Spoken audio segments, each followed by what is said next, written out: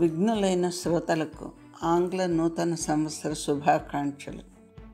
మీ అందరికీ నేను వాగ్దానం చేసినట్టు కవి సామ్రాట్ శ్రీ విశ్వనాథ సత్యనారాయణ గారిచే రచింపబడిన కాశ్మీర రాజవంశ నవలలు వినిపించబోతున్నాను.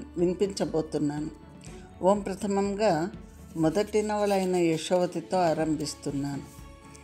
గత వారం నా ప్రసంగం 1000 పడగలు ఒక సామాజిక కోణం విని ఆనందించారు అని అనుకుంటున్నాను. నాకు తెలుసు, చాలా క్లుప్తంగా ఉంది ఆ ప్రసంగం. ఈ చరిత్రక నవలలు మీకు వినిపించటం అయిపోయాక మీకు విశ్వనాథ వారి ఇతర నవలలు పరిచయం చేయడానికి ప్రయత్నిస్తాను. ఇక కాశ్మీర రాజవంశ నవలలు అనే శీర్షిక కింద విశ్వనాథ వారు 6 నవలలు రచించారు. ఈ కథల గురించి మీ అందరికీ తెలియదు అనే అనుకుంటున్నాను, ఒకవేళ మీరు ఈ నవలలు చదివి ఉంటే తప్ప. ఇక పోయిన నెల నా సమీక్షలలో చెప్పినట్టు పాశ్చాత్య మేధావులు, చరిత్రకారులు కూడబలుక్కుని మన దేశ చరిత్రలో ఎన్నో వక్రీకరణలు చేశారు అది అనుకున్నాం కదా. అలాగే ఈ కాశ్మీర రాజవంశ చరిత్రలో కూడా వక్రీకరణలు జరిగాయి. అవి కథాగమనంన సందర్భం వచ్చినప్పుడు వెల్లడిస్తాను. విశ్వనాథ వారు ఈ చరిత్రక నవలలన్నింటినీ మహాభారత యుద్ధ కాలంను ప్రాతిపదికగా తీసుకొని అక్కడి నుంచి ఏ రాజవంశములు కాశ్మీరంను పాలించాయో వివరించారు. ఈ నవల 1966లో ఆయన రచించారు. ఇక కథ మొదలుపెట్టినా మరి. అది విదేహ రాజ్యం, మిథిలా నగరం. త్రేతాయుగములో పరమ వైరాగ్యవంతులు, వేదాంతవేత్తలు అయిన మహారాజులు పాలించిన నేల. ఆ రాజులు అనాది నుండి సామ్రాజ్యంను నిర్మించే ఊహ లేనివారు, తత్వవేత్తలు. ఆ రాజ్యము ద్వాపర యుగమునందు ధర్మరాజ్యంగా ఉండెను. ఇతర రాజులు ఆ దేశంను ఆక్రమించుటకు ప్రయత్నమే చేయలేదు. చేయుట భారతదేశము మర్యాదకు భంగమైన విషయం. శ్రీకృష్ణదేవుడు పరమపదించిన దినమునందు ద్వాపరయుగము పూర్తి అయి కలియుగం ప్రవేశించెను. అంతకు పూర్వము 36 ఏండ్ల క్రిందట మహాభారత యుద్ధం జరిగింది. హస్తినాపురం నుండి యుధిష్ఠిర మహారాజు ఆ 36 ఏండ్లు భువిని పాలించెను. మహాభారత యుద్ధం నాటికి యుధిష్ఠిర మహారాజుకు 85 ఏండ్ల వయస్సు, భీమునకు 79 ఏండ్ల వయస్సు. శ్రీకృష్ణదేవుడు పరమపదించిన నాటికి 120 ఏండ్ల వయస్సు. అనగా కలియుగం ప్రవేశించకముందు శ్రీకృష్ణదేవుడు ద్వాపర యుగము 90 ఏండ్లు ఉండనగా జన్మించెను. అది ద్వాపరాంతం. కలియుగము ఇంకా 84 ఏండ్లకు వచ్చుననగా కాశ్మీర దేశము గోనందుడని రాజు పరిపాలించుచున్నాడు. ఆ గోనందుడు అప్పటికి 38 ఏండ్లు రాజ్యం చేసెను. అప్పటికి శ్రీకృష్ణదేవునికి వయస్సు 13 ఏండ్లు. శ్రీకృష్ణుడు తన 12వ ఏట మధురాపురం నందు రాజ్యం చేయుచున్న కంసుని సంహరించెను. ఆ 12 ఏండ్లు శ్రీకృష్ణదేవుడు రేపల్లెలో తన బాలలీలలు నెరపుచుండెను.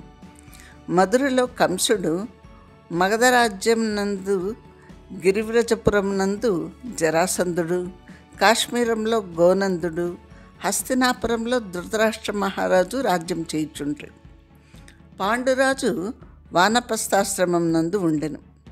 అప్పుడు మిథిలా నగరమున దేశపతికి కూతురు కలదు. ఆమె పేరు యశోవతి. గోనందుడు జరాసంధునకు దూరపు చుట్టం, జరాసంధుని పక్షం వాడు. కంసరాజును చంపి కృష్ణుడు మధురా నగరమును ఉగ్రసేనుని అధికారం కిందకు తెచ్చెను.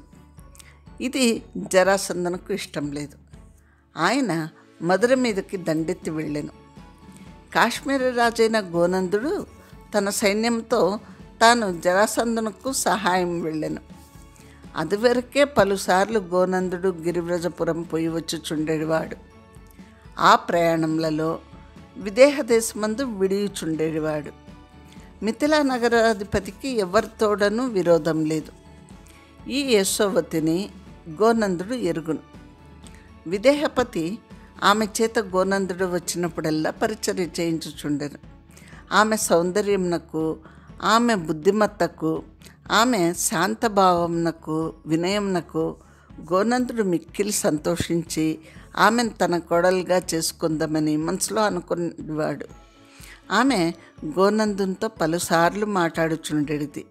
ఆమెను గోనందుడు పలకరించి పలు విషయములు ఆమె చేత చెప్పించుచుండేవాడు. ఆమె మాటలన్నచో గోనందునకు ముద్దుగా ఉండేది. ఆమె 6 ఏండ్లు వచ్చినప్పటి నుంచి గోనందుడు మిథిలానగరమునకు 4-5 సార్లు వచ్చుటయు, ఆమెకు 10 ఏండ్లు వచ్చినను ఆమెకు సొంత లోకజ్ఞానం వచ్చుచున్న సంగతి అధిక్కరించి ఆమె మాటలు చిన్నపిల్లల మాటల వల్లనే పరిగణించుచుండేవాడు. గోనందుని కుమారుని పేరు దామోదరుడు. అతనికి అప్పటికి 18 ఏండ్ల వయస్సు. గోనందుడు సంబంధం నిశ్చయం చేసెను. విదేహరాజు అంగీకరించెను. 10 ఏండ్ల యశోవతి 18 ఏండ్ల దామోదరునకు భార్య అయ్యను. పెండ్లి అయిన తర్వాత గోనందుడు తన కోడల్ని కాశ్మీరంనకు తీసుకొని పోయిను. కాశ్మీరంలో రాజసౌధం వేరు, యువరాజు సౌధం వేరు. దామోదరునకు వివాహమైనంతనే గోనందుడు దామోదరుని యువరాజు చేసెను. యశోవతి యువరాజు సౌధములలోనే ఉండును. గోనందుడు తనకు రాజకార్యంలో లేనప్పుడు కొడుకును కోడల్ని కూర్చుండబెట్టి కోడలతో అనేక ప్రసంగములు చేయుచుండెను. తత్పూర్వమే గడిచిన 4-5 ఏండ్లుగా యశోవతి మాటలు ఎన్నియో ఇతడు ఆలకించుచుండెను. వేదాంతము మిథిలారాజులకు వెన్నతో పెట్టిన విద్య. ఆ రాజు సౌధములలో ఉపనిషద్వాక్యములు గోడలకు కూడా వచ్చును. గోనందుడు వేదాంతి కాదు. కాశ్మీర రాజులు కొంత శైవులు, కొంత శాక్తేయులు. కాశ్మీర రాజుల అట్లగుటకు కాశ్మీర దేశ చరిత్రయే కారణం. కాశ్మీర దేశము పార్వతీదేవి కనుక వారు శాక్తేయులు. జరాసంధుడు శాక్తేయుడు. అందుచేత గోనందుడు జరాసంధుని పక్షం వాడు. అయినను గోనందుడు ఉపనిషద్ విద్యకు విరోధి కాడు. యశోవతికి 6వ ఏట గోనందునితో తొలుత ఒకసారి ఒక కథ చెప్పాను. ఆమె గోనందుని మామ అని పిలుచుచుండేది. ఆమె చెప్పిన కథ ఇది. మాకు 2 కోష్టములున్నవి. దినదినము ఉభయ సంధ్యలయందు గొల్లవాండ్రు పాలు తెత్తురు. ఆ గొల్లవాండ్రు నన్ను చాలా ముద్దుగా చూతురు. వారు గొల్లవాండ్రగట చేత సామాన్యులు కారు. ఒక పెద్ద మంద మీద వారు అధిపతులు. చాలా ధనవంతులు. ధనవంతులనగా ఒక్కొక్కళ్లకు 400-500 ఆవుల మందులు ఉండును. మంచి నాగరకులు, వెలగల దుస్తులు ధరింతురు. వారు కూడా రాజాధికారుల వంటి వారే. వారు నన్ను ముద్దుగా చూతురు. ప్రతిదినము నా కోసం ప్రత్యేకంగా వెన్నయు మిగడియు తెత్తురు. వారు నాతో అనేక కథలు చెప్పుదురు. మధురా నగరంకు దగ్గరగా యమునా నది ప్రవహించుచున్నదట. ఆ యమునా నది ఒడ్డున రేపల్లె అని ఉన్నదట. ఆ ఊరినకు అధికారి నందుడను క్షత్రియుడు. కానీ ఆయన ధనమంతయు గోవుల మందలే. ఆయన గొల్లవాని కిందనే లెక్కయట. ఆయన భార్య పేరు యశోద. ఆమెకు ఒక కొడుకు కలిగెను. ఆయనకు ఇప్పుడు 6-7 వయస్సు. ఆ కుర్రవాణి పేరు కృష్ణుడట. ఆ కృష్ణుని చంపవలేనని మీ కంసరాజు నిత్య ప్రయత్నం చేయుచున్నాడట అనగా గోనందుడు మా కంసరాజు ఏమి అన్నాడు. అప్పుడు యశోవతి అంది, మీరందరూ ఒకటేనట కదా. మీరు కంసరాజు, జరాసంధ మహారాజు, మీరందరూ శాక్తేయులట. శాక్తేయులనగా శక్తి పూజ చేసేవారు. మేము వేదాంతులం. ఉపనిషత్తుల్లో ఉన్న బ్రహ్మ పదార్థంనే మేము విశ్వసించువారం. కొందరు విష్ణువే ఉన్నాడు, ఆయనే పరదైవం అందరు, వారు వైష్ణవులు. కొందరు శివుడే పరమదైవము అందరు, వారు శైవులు. కొందరు శక్తిని మించి ఎవరునూ లేనందురు, వారు శాక్తేయులు.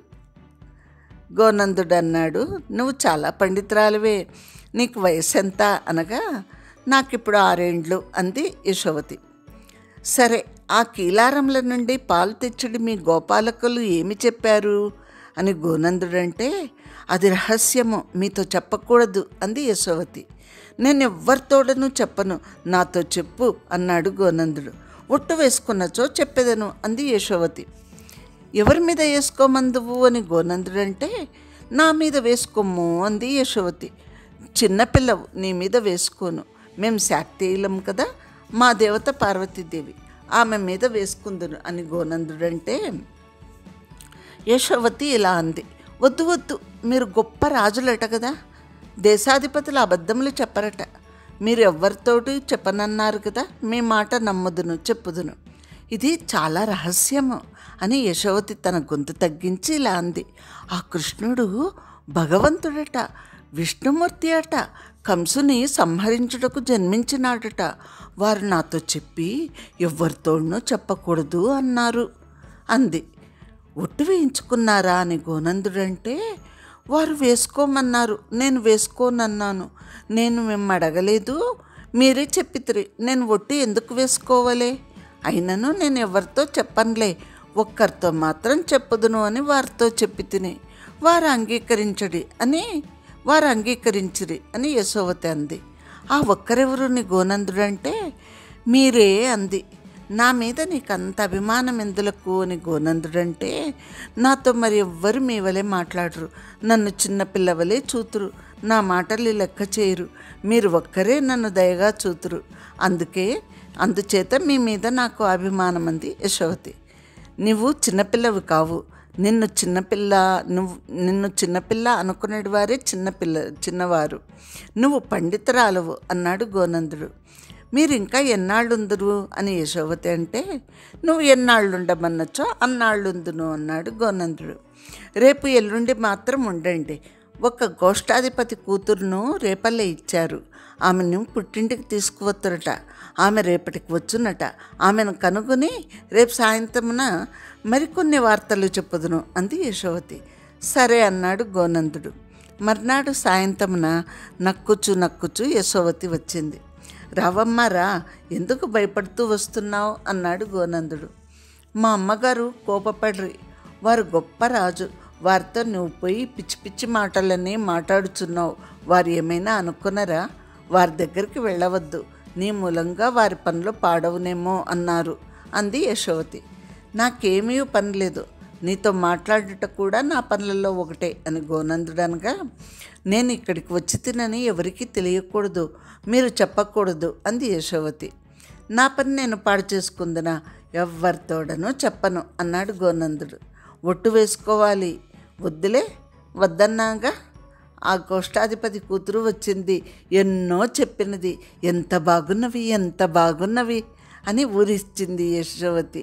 నన్ను ఊరిస్తున్నావు అని గోనందుడంటే, యశోవతి తలుపు వేసి వత్తును అని యశోవతి తలుపు దగ్గరికి వేసి వచ్చి, నా చేత ఆవిడ కూడా ఒట్టు వేయించుకు చెప్పినది, ఏమీ లేదు, ఇవన్నీ రహస్యాలట, తెలియకూడదట, తెలిసించో భగవంతుని కంసుడు చంపునట, ఆ పాపం మనకెందులకు అంటే గోనందుడు అన్నాడు, అతనిని ఆయన చంపినచో మనకేం పాపం, అలాగా, అందులో కొంత పాపం మనకు ఉండును అంది యశోవతి. ఆ పుట్టింటికి వచ్చిన గొల్లపడుచు ఏమి చెప్పింది అని గోనందుడు అడగ్గా యశోవతి ఇలా అంది.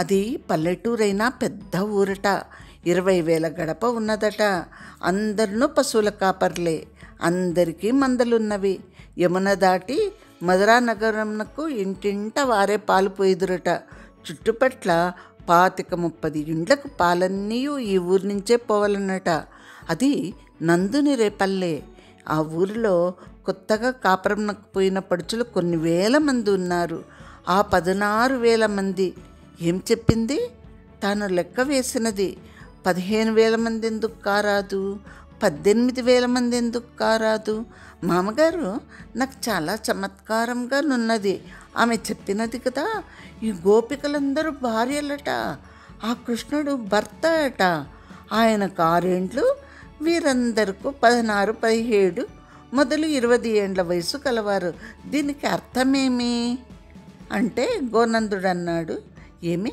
మొగుడు చిన్నవాడు, పెండ్లమ్మ పెద్దది కాకూడదా, సరే ఒప్పుకొందును, 16,000 మందిని ఏమి చేయును, ఒక్క భార్యను రావణుడు ఎత్తుకొని పోగా రాముడు కోతులను కూడగట్టుకుని సముద్రం మీద వంతెన కట్టి చెప్పరానన్ని కష్టములు పడను కదా, 16,000 మంది భార్యలను మరి ఎవరైనా ఎత్తుకుని పోయించో ఏమి చేయగలడు అంది యశోవతి.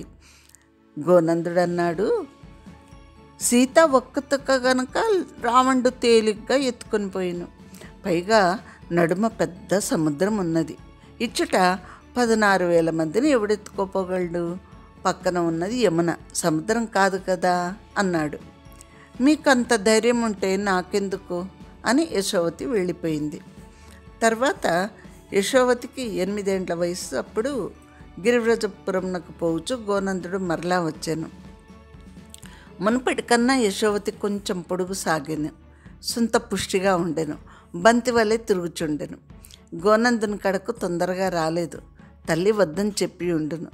రాజాంతఃపురములలో పసివాండ్రప్పుడే పిల్లలను అటు ఇటు పోనీయరు, కాలు పొడుగు సాగిన కొలది మరియు అదుపులో పెట్టుదురు. గోనందుడు గిరివ్రజపురం నుండి తిరిగి వస్తున్నాడు. ఆనాడే కాశ్మీరంనకు తిరిగిపోవలను. కానీ యశోవతితో మాట్లాడకుండా తిరిగిపోవటకు ఇష్టం లేదు. యశోవతి కొరకు వెతికెను. ఆమెను కనిపించుకోవట కష్టమయ్యాను. ఆమె లోపల సావిడలో ఒక్కతే కూర్చుండి ఏవో దంత బొమ్మలను సర్దుకొంచుండెను. గోనందుడు పోయి అచ్చట నిల్చుండగా ఆమె తల ఎత్తి చూచి నవ్వెను. ఆమెను 6 ఏండ్లప్పుడు గోనందుడు చంకనెత్తుకొను. కానీ ఇప్పుడు ఎత్తుకొనుట బాగుగా ఉండదేమో అని ఆమెను తానున్న చోటుకి రమ్మనగా వచ్చునో రాదో అని ఆమె ఆడుకునే స్థలంనకే పోయి ఆ బొమ్మలు, వాని స్వరూపములు, వాని కథలు అడగనారంభించెను. ఆమె ఇట్లనెను, ఇది చెరువు, పెద్ద చెరువు, కొన్ని వేల ఏండ్ల నుంచి ఉన్నది, ఇందులో ఏమి ఉండును అంది. ఇది ఒట్టి తొట్టె, ఏమీ లేదు అని గోనందుడు అంటే, మీరు శాక్తేయులని విన్నానే, మీరు వేదాంతులు, ఏమీ లేని మాట నిజమే, మనం అనుకోవలే. దీని నిండా నీళ్లున్నవి, ఎంతో లోతున్నది, అందులో మొసళ్ళున్నవి, మరి ఒక మొసలి ఉన్నది, అది గండు మొసలి, బావురు కప్ప అంతా ఉండును అని యశోవతి ఒక నల్లని కర్రతో చేసిన మొసలిని తెచ్చి ఆ నీటి తొట్టలో వేసింది. గోనందుడు అన్నాడు, నేను వేదాంతిని కాదు, శాక్తేయుడినే. ఇందాక ఈ మొసలి ఇందులో లేదు, ఉన్నచో మొసలి ఉన్నదని చెప్పేవాడని అన్నాడు. మొసలి ఉన్నదా? అప్పుడు ఒక ఏనుగు నీరు తాగుటకు వచ్చినది, దాన్ని మొసలి పట్టుకుంది అంది యశోవతి. ఆ కొయ్య మొసలి పట్టుకోలేదు అన్నాడు గోనందుడు. నాది మొసలి, మీది ఏనుగు, మీ ఏనుగులను తీసుకొని రండు, నా మొసలి ఎలా పట్టుకొనగలదో చూపింతును అన్నది యశోవతి. గోనందుడు తాను ఏనుగును పట్టుకుని చెరువులోనికి దింపెను.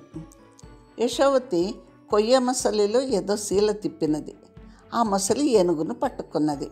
యశోవతి లేచి చప్పట్లు కొట్టింది. గోనందుడు అన్నాడు, సంతోషపడవద్దు, ఏనుగు విష్ణుమూర్తి గురించి స్తోత్రం చేయగలదు, ఆయన చక్రం వచ్చి నీ మొసలిని ఖండించును అనగా యశోవతి అంది, పూర్వకాలంలో విష్ణుమూర్తి వచ్చేవాడు, ఇప్పుడు రేపల్ల నుంచి కృష్ణుడే వచ్చుచున్నాడు అనింది. గోనందుడు అడిగాడు, సరే కానీ ఈ రేపల్లె కథలు ఎన్నో వినవలే అనుకున్నాను, నువ్వు నేనున్న చోటికి రానే లేదు అన్నాడు. నేను పెద్ద పిల్లని అయిపోవట్లేదా, పరులున్న చోటికి పోరాదు అంది యశోవతి. అబ్బో, ఏమాత్రం పెద్ద పిల్లవైనావు, ఇంకా 5-6 ఏండ్ల వరకు కావు, పెద్ద పిల్లవే అయినావు అనుకో, మీ నాన్నగారి దగ్గరికి వెళ్ళవా, నేను అటువంటి వాడినే, నా దగ్గరికి రావచ్చు అన్నాడు గోనందుడు. అయినచో మా అమ్మగారితో చెప్పి వద్దును అంది యశోవతి. ఆమె వద్దంటే యశోవతి అంది, వద్దనదు, ఆమె ఇదివరకే అన్నది, గోనంద మహారాజు గారు మీ నాన్నగారి వంటి వారే, వారి దగ్గరికి వెళ్ళవచ్చు, అయినను పెద్ద మనుషులు ఉన్న చోటికి పోరాదు అని. ఆ గోనంద మహారాజు గారు మీరే అనుకుంటా. ఆయన నేనే అనుకుంటా అన్నాడు గోనందుడు. గోనందుడు అనగానేమి అంటే గోనందుడు అన్నాడు, అదొక పేరు. యశోవతి అనగానేమి? యశస్సు కల స్త్రీ అంది యశోవతి. నీకేం యశస్సు కలదు? నువ్వు పెద్దదానివై ఒక రాజ్యంనకు రాణివై మహాకార్యములు చేసి దాన ధర్మములు చేసినప్పుడు యశోవతి వగుదువు, చిన్నప్పుడు వట్టి పేరు అన్నాడు గోనందుడు. నేను పెద్దదానినై కృష్ణభక్తి కలిగి తపస్సు చేసి మహాకీర్తి సంపాదించినప్పుడు యశోవతిని అగుదును. మీరు పెద్దవారైతిరి కదా, మీరు గోనందులు ఎట్లయిరి అంది యశోవతి. గోనందుడు అన్నాడు, గో అనగా వాక్కు, మాట. నీ మాటల యందు నేను సంతోషించుచున్నాను, అందుచేత నేను గోనందుడను అన్నాడు. యశోవతి అంది, గో అనగా ఆవు, ఆవుల యందు సంతోషించువాడు కృష్ణుడు. ఆయన ఒక గోనందుడు, మీరు ఒక గోనందుడు అంది. సరే, కానీ తర్వాత రేపల కథలన్నీ నువ్వు నాకు చెప్పలేదు. నాకు పని ఉండి వెళ్ళవలసి కూడా నేను ఆగిపోయాను. నీ మాటలు వినిపోవలనని నువ్వు మీ అమ్మగారి అనుమతి తీసుకుని నేనున్న చోటుకి రావలను అన్నాడు గోనందుడు.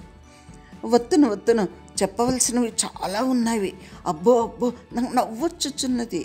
మీరు పదండి, నేను వత్తును అని యశోవతి నవ్వుచు పరిగెత్తిపోయింది. గోనందుడుకు ఆమె చిన్నప్పటి నుండి ఆమె అనొచ్చు ఒక ముద్దు, ఒక ప్రేమ, ఒక అభిలాష. ఇటువంటి పిల్ల ఆ రాజ్యం యొక్క భవిష్యత్తునందు రాణి అయినచో ఎన్ని సంకటములైనా తొలగిపోవచ్చును, ఎన్ని ఇక్కట్టులు వచ్చినను తొలగింపగలదు. ఆమె ఉన్న చోటనే లక్ష్మి తాండవించును అనుకొంచు ఆయన తానున్న సౌధభాగమునకు పోయాను. కొంతసేపటికి యశోవతి వచ్చి కూర్చుండి, అబ్బో ఎన్ని కథలు ఉన్నవనుకున్నారు, ముందర ఏం చెప్పేది? కథలు రెండుగా ఉన్నవి. ఒక కథ బాలకృష్ణుడు చేసిన చమత్కారాలు, రెండవ కథ ఈ గోపికలు బాలకృష్ణుని యందు భార్యల వలె ప్రవర్తించుట, అత్తగారులు భర్తలు వారిని బాధించుట. అది మంచి కథయే, ఇది మంచి కథయే, ఏ కథ చెప్పమందురు అంది. నీకు ఈ రెండు కథల్లో ఏ కథ ఇష్టమని గోనందుడంటే, నాకు మొదటి కథయే ఇష్టం. కృష్ణుడు భలే ఆశ్చర్యములైన పనులు చేశాడు అంది యశోవతి. నాకు రెండవ కథయే ఇష్టం. ఎందుకనగా కొన్ని వేల మంది యువతులు 10 ఏండ్లు రాని పిల్లవాడిని భర్తగా తలుచుట చాలా హృదయంగమంగా ఉంది అన్నాడు గోనందుడు. యశోవతి అంది, తప్పు కృష్ణుంది కాదు, ఈ స్త్రీలది. వీరికి ఇంటిలో భర్తలుండగా అతన్ని భర్త అనుకున్నటేమి, ఇది తప్పు కదా అన్నాడు. 10 ఏండ్ల గోనందుడు అన్నాడు, 10 ఏండ్ల లోపల బాలుడు నువ్వు చెప్పునన్ని ఆశ్చర్యములు చేయటేమి, ఇది గొప్ప కదా అన్నాడు. అవునవును, నాకు తెలియలేదు, రెండును మంచి కథలే అంది యశోవతి. ఇప్పుడు ఏ కథ చెప్పెదవు అని గోనందుడు అడిగితే, అన్ని కథలను చెప్పుటకు వీలు లేదు, మీరు ఒక్క కథను అడుగుడు చెప్పుదును అంది. అసలు కథలెన్నియో వాని స్వరూపమేమియో నాకు తెలియకుండా ఎట్లా అడగవలను అన్నాడు గోనందుడు. అరే, ఆ కథలే తెలియవా? అందరికీ తెలియను అంది యశోవతి. నేను ఎక్కడనో కాశ్మీరంలో ఉందును, ఇచ్చటికి ఏడాదికి ఒక్కసారి వత్తును, లేదా 2 సార్లు వత్తును. నువ్వు మా కాశ్మీరంకు రమ్ము, అచ్చట మాకందరికీ నీవు ఈ కథలన్నీ చెప్పవచ్చును. ఇప్పుడు నీకు తోచిన కథ ఏదో చెప్పుము అన్నాడు గోనందుడు. యశోవతి అంది, నందుని భార్య పేరు యశోద అంది. నీ పేరు వల్లనే ఉన్నది, ఆమె పేరు యశోద, నీ పేరు యశోవతి అని గోనందుడు అంటే, మీ పేరు కృష్ణుని పేరు వల్లే లేదా? ఆయన గోనందుడు, మీరు గోనందుడు అంది. ఆ గోనందుడు యశోద కొడుకు, ఈ గోనందుడు యశోవతికి ఏమగును అని గోనందుడు అంటే, ఏమగును, కొడుకు కావలేను అంది యశోవతి. నువ్వు చిన్నపిల్లవు, నేను పెద్దవాడును, నేను కొడుకుని ఎట్లాగును అని గోనందుడు అంటే, యశోవతి అంది, కృష్ణుడు చిన్నవాడు, గోపికలు పెద్దవాడు, కృష్ణుడు భర్త కాలేదా? అట్లే తల్లి చిన్నది కావచ్చును, కొడుకు పెద్దవాడు కావచ్చును. ఒకనాడు యశోద కృష్ణుని పసితనంలో ఆరుబయట కూర్చుండి పిల్లవానికి పాలిచ్చుచున్నదట. పసివాడు బరువెక్కి కొండంత బరువైనాడట. ఆమెకు భయం వేసి పిల్లవాడిని కిందికి దింపిందట. మరి తల్లి చిన్నది, కొడుకు పెద్దవాడు కాలేదా అంది యశోవతి.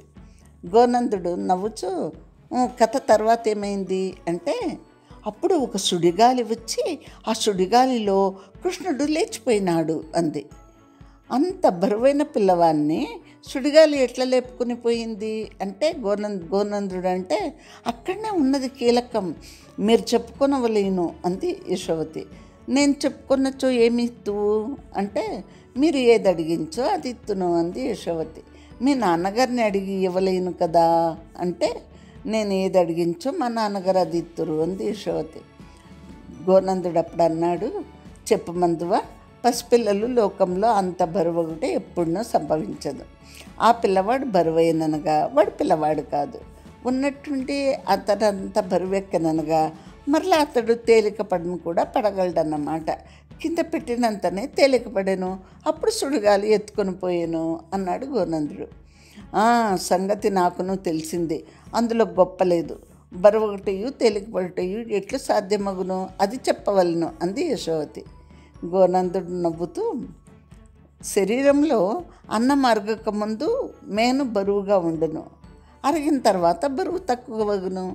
తల్లి పాలు తాగినాడు, బరువెక్కినాడు, ఆమె కిందికి దింపింది, కొంతసేపట్లో బరువు తగ్గింది అన్నాడు గోనందుడు.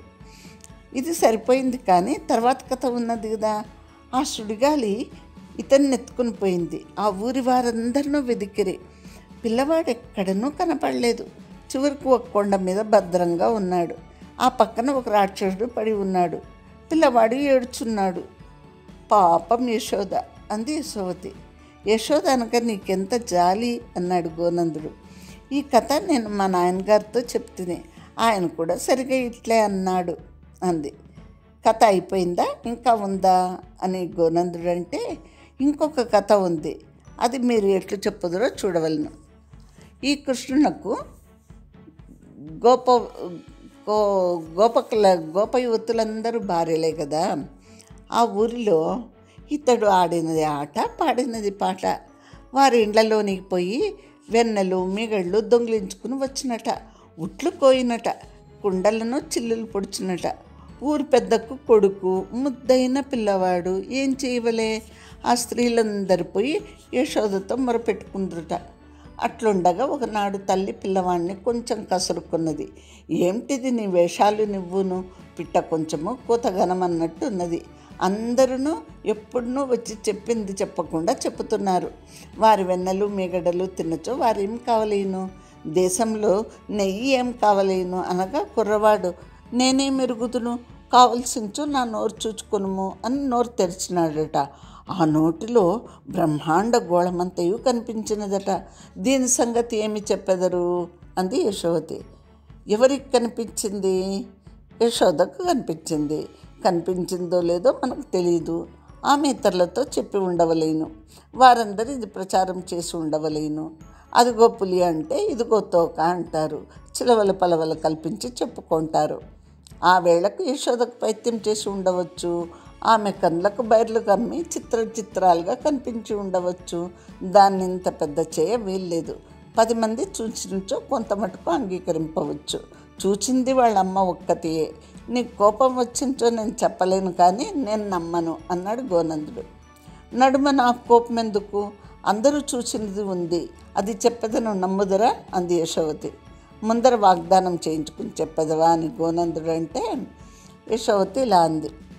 ఒకసారి బ్రహ్మాండంలైన వానలు కురిసినవి. ఆ ఊరి గొల్లవారందరూ నిల్చుటకు వీలు లేకపోయింది. ఆవులు, ఆంబోతులు, దూడలు అంబా అంబా అనుచు అరుచుచు గగ్గోలు పొందుచున్నవి. ఆ ఊరి పక్క ఒక పెద్ద కొండ ఉన్నదట. దానికి గోవర్ధనమని పేరు. ఆ కొండ మీద సమృద్ధిగా పచ్చిగడ్డి ఉండను. ఆ గడ్డి అత్తర్వలే వాసన వేయును. అటువంటి గడ్డిని మీరు ఎప్పుడైనా చూచితిరా అంది. మా కాశ్మీర దేశం అంతయు పర్వతములే అన్నాడు గోనందుడు. అచ్చట ఎప్పుడు మంచు ఉండునట, మొక్కలు మొలవ్వు. ఎవరు చెప్పిరి? మా దేశంలో పండినన్ని పండ్లు తీగలు ద్రాక్షలు మరి ఎచ్చటను పండవు. కాశ్మీరం అనగా స్త్రీ పెట్టుకున్న కొప్పు. ఆమె శిరోజగంధమంతయు అచ్చటే. దాని నిండా పువ్వులు, బంగారు నగలు. అంత సుభిక్షమైన దేశము భారతదేశము మొత్తం మీద ఉండదు. మా దేశం వదిలి నీ కృష్ణుడు మధురలో ఎందుకు పుట్టినాడో నాకు తెలియదు అన్నాడు గోనందుడు. యశోవతి అంది, నా కృష్ణుడేమిటి? నేనేం గోపికనా? నేను ఒక రాచకూతురును. మా పూర్వులందరూ మహావేదాంతులు, యాజ్ఞవల్క్యుని శిష్యులు అంది యశోవతి. చాలా పండితురాలివే, 8 ఏండ్లకు నీకు ఇంత ఎట్లు తెలిసిందమ్మా అని గోనందుడు అంటే, నాకు ఇవన్నీ 5 ఏండ్లప్పుడే తెలియను అంది యశోవతి. అట్లనా? కానీ వానలు కురిసినవి, గోవర్ధనం ఏమైనది అని గోనందుడు అంటే, ఆమె ఇలా అంది. ఆ బాలకృష్ణుడు ఆ పర్వతమును ఎత్తి తన ఎడమ చేతి చిటికెన వేలి మీద నిలిపినాడు. ఆవులు, దూడలు, ఆంబోతులు, గొల్లవాండ్రు అందరూ ఆ కొండ కిందికి చేరిరట. దీనినేమంటురు అంది యశోవతి. దీన్ని కూడా నమ్ముటకు వీల్లేదు. కొండ పెకలించించో భూమిలో పెద్ద గోయి పడును, ఆ వాన నీళ్ళన్నీ దాని నిండా నిండును. వీరందరూ పోయి ఎట్లుండురు? ఇది ఇంతకంటే నమ్ముటకు వీల్లేదు అన్నాడు గోనందుడు. నేల మట్టముగా కోసినట్టు తీసి పైకెత్తి పెట్టుకున్నాడేమో అని యశోవతి అంటే, కోయవలేను కదా, ఏనుగురంపాలు లేవు కదా, కోసినట్టు ఎట్లు తీయగలడు అన్నాడు గోనందుడు. కొన్ని కొండల మీద పెద్ద పెద్ద రాళ్ళు నిలబెట్టినట్లు ఉండును. ఈ పర్వతం అలా నిలబెట్టబడిందో ఏమో అంది యశోవతి. పర్వతము మోపెట్టబడి ఉండుట నేను ఎప్పుడూ చూడలేదు. అన్నీ పర్వతములైన మా దేశంలోనే అట్లు లేదు అన్నాడు గోనందుడు. ఆయన గోవర్ధన పర్వతం నట్లు ఎత్తెను. చూచిన వారు, దాని కింద నిల్చున్నవారు 50-60 వేల మంది ఉన్నారు. ఎక్కువ మంది చూచించో అంగీకరింతుము అంటారు కదా అంది యశోవతి. నీతో నాకెందుకు వాగ్వాదము, అంగీకరించి తిని గోనందుడు అంటే, ఆ రీతిగా అంగీకరించుట కాదు, మనసారా అంగీకరింపవలను అంది యశోవతి. నువ్వు అంగీకరింపుము అన్నచో అంగీకరింతును అన్నాడు గోనందుడు. మీ దేశంలో పచ్చిగడ్డి సువాసన వేయనని నాకు నమ్మకం లేదు అంది యశోవతి. నీకు నమ్మకం లేంచే నువ్వేరా చుతువు కానీ అన్నాడు గోనందుడు. మా నాయనగారు ఒప్పుకోవద్దా అంటే, నేను అడిగి ఒప్పింతును అన్నాడు గోనందుడు. ఆయనచో తప్పక వత్తును అంది. అమ్మాయి, ఇప్పుడే చెప్పుచున్నాను, నేను సరిగా చూడలేదు, తీరాన్ని వచ్చటికి వచ్చి సువాసన వేయటలేదు అన్నచో బాగా ఉండదు. ఒక్కటి మాత్రం నేను గట్టిగా చెప్పగలను, మీ గోవర్ధన పర్వతం మీద మాత్రం మా ద్రాక్ష పండ్ల వంటివి చిన్నవి పెద్దవి పలు విధములైన ఫలములు దొరకవు. పచ్చిగడ్డి సువాసన వేసించో వేయవచ్చు, తప్పకుండా వేయవచ్చునని నా ఉద్దేశం. నువ్వు రావలేనని నా కోరిక అన్నాడు గోనందుడు. నాన్న అమ్మ అంగీకరించో తప్పక వత్తును, అయినా మీకు ఆ పట్టింపు ఎందులకు, నేను గోవర్ధనం చూచి తినా అంది యశోవతి. వెళ్ళి చూచి వత్తువా అని గోనందుడు అంటే, నేను వచ్చి చూచించో మీ పర్వతములు చూతును కానీ గోవర్ధనమును చూడకుండానే నాకు అది బాగుంది.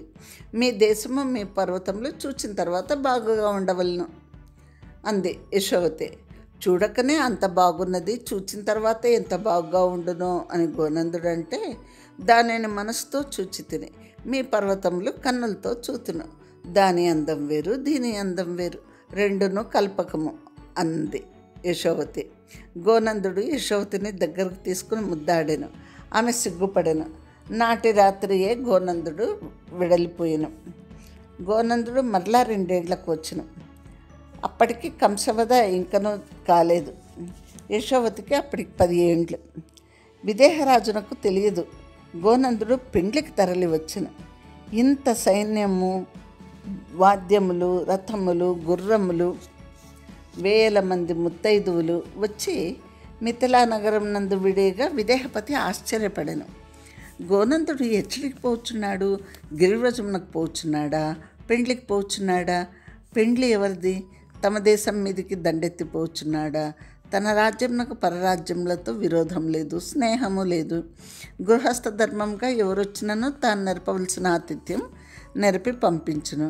గోనందుడు తన కుమారుడైన దామోదరునితో వచ్చి విదేహాధిపతిని దర్శించను.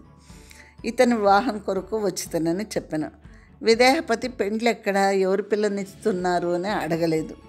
గోనందుడు తామచ్చట 4-5 దినములు ఉండి వెళ్ళిపోదామని చెప్పాను. ఈ వార్త సర్వాంతఃపురం నందు వ్యాపించను. విదేహదేశ ప్రాణియు రాజబంధువులైన స్త్రీలను పోయి దామోదరుని చూచి చాలా సంతోషించిరి.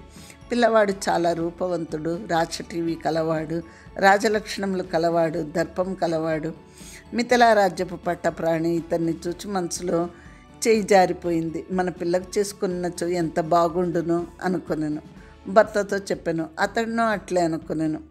కాశ్మీర రాజ ప్రజలు, రాజులు, రాణులు అందరూ వేరువేరు విడుదలలో ఉండగా గోనందుడు తాను పూర్వం ఉండిన మిథిలరాజు సౌధభాగమునందే విడిది ఏర్పరచుకున్నాడు.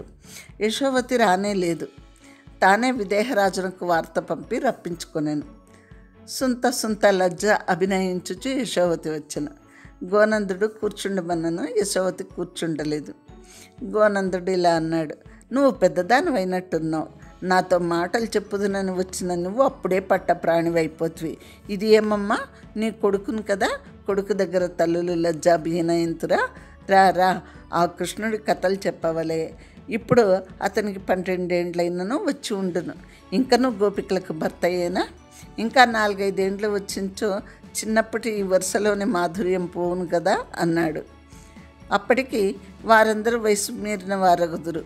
పూర్వమతడు బాలుడు, వీరు యువతులు. భవిష్యత్తులో ఆయన యువకుడు, వీరు వృద్ధ స్త్రీలు అంది యశోవతి. మరి కథలేమైనా ఉన్నవా అని గోనందుడు అడిగితే, అప్పటికి తెలియలేదు అంది యశోవతి.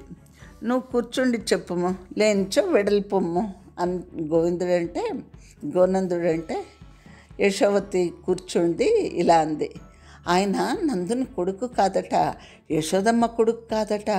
మధురాపురపు రాజున్నాడే కంసుడు, ఆయన పేరు చెప్పించో నాకు భయం వేయును. ఆయనకు చెల్లెలు ఉన్నదట, ఆమె పేరు దేవకి, ఆమె భర్త పేరు వసుదేవుడు. కంసుడు వీరినిద్దరిని చెరసాల్లో పెట్టాడట. ఆ కృష్ణుడు చెరసాల్లోనే పుట్టినాడట. ఈ పిల్లవాడిని దొంగతనంగా ఇచ్చటికి దాటించినారట. ఈ కథ ఎలా ఉంది అంది. ఒక్కొక్కప్పుడు మనము ఒక విధంగా అనుకుంటే అది ఇంకో విధంగా జరగగలదు అన్నాడు గోనందుడు. మీ కుమారుని పెండ్లి అట కదా, మీరు ఏ పట్టణంకు వెళ్తున్నారు అని యశోవతి అడిగితే, ఇక్కడికే వచ్చినాము అన్నాడు గోనందుడు. మీ అబ్బాయి కూడా మీ అంత మంచివాడేనా అని ఆ అమ్మాయి అడిగితే, అయితే అని గోనందుడు అంటే, ఆ పిల్ల అదృష్టవంతురాలు అంది యశోవతి. రేపు మా అబ్బాయిని నీకు చూపిస్తాను అన్నాడు గోనందుడు. ఈ పూటకు ఇక్కడితో ఆప్ చేస్తున్నాను. ఇది ఆ నవలలోని మొదటి అధ్యాయము. నేను యథాతథంగా చదివాను. మరి గోనందుడు దేశాధిపతిని అడిగాడా, మీ అమ్మాయిని మా అబ్బాయికి ఇవ్వండి అని. దామోదరుడు యశోవతి పరస్పరం చూసుకున్నారా? వారి మధ్య సంభాషణ జరిగిందా? యశోవతి వివాహానికి ఒప్పుకుందా? ఇవన్నీ వచ్చే వారం ఎపిసోడ్లో చెప్తానే. మీ మటుకు మీరు చెప్పండి, నా కథనం ఎలా ఉంది? యశోవతి ముద్దుగా మాట్లాడుతుంది కదా, ఎంతో చిన్నపిల్ల. ఆమె అంటే గోనందుడికి ఎంతో అభిమానం. చిన్నపిల్ల ముద్దు మాటలు, అందుకు ఆమెను తన కోడలుగా చేసుకోవాలని ఎంతో ముచ్చటతో వారి దేశానికి వచ్చి ఆ అమ్మాయిని అడిగాడు. పూర్వకాలంలో ఇలా ఉండేది, రాజులు తామే వెళ్ళి అడిగేవారు, మీ అమ్మాయిని మాకు ఇవ్వండి అని. ఇప్పటిలాగా భేషజాలు అవి ఉండేవి కావు ఆ కాలంలో. సరేనా? మీకు ఈ కథనం నచ్చితే లైక్ చేయండి, ఫ్రెండ్స్తో షేర్ చేసుకోండి, సబ్స్క్రైబ్ చేయండి, వేరే మీ ఫ్రెండ్స్తో సబ్స్క్రైబ్ చేయించండి, సబ్స్క్రిప్షన్స్ పెంచండి. సరే మరి ఉండనా? మళ్ళీ వచ్చే వారం యశోవతి 2వ భాగంతో మిమ్మల్ని కలుస్తాను. అంతవరకు సెలవా. Bye bye.